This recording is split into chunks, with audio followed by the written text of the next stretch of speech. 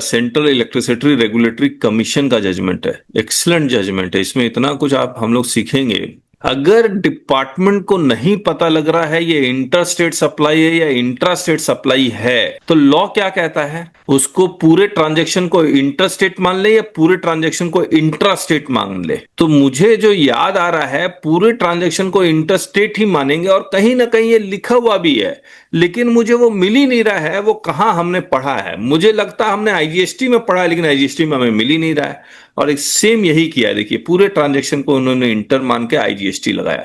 तो ये एक, लेकिन कहां लिखा हुआ समझ में नहीं आ रहा है, याद ही नहीं आ रहा है। इनफैक्ट हमने आईजीएसटी में इसको हर हालत में पढ़ा है। सेक्शन 7 बोल रही हूँ सर, व्हाट्सएप नहीं, सेक्शन 7 वाला मैं निकाल लिया हूं मैंने, लेकिन ये नहीं है जी ना। सप्लाई ऑफ गुड्स और services both when the supply located in India place of supply, ये नहीं है, ये नहीं ढूंढ रहा हूं मैं। In the taxable territory not being an intrastate supply of goods, intrastate supply and not covered elsewhere in this section shall be treated to be supply of goods और services both in the course of interstate trade और commerce.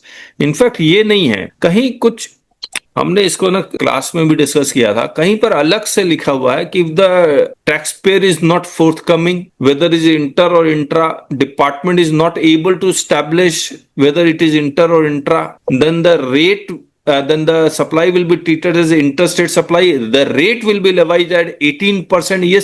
ये दो तीन बातें एक साथ एक जगह लिखी हुई है।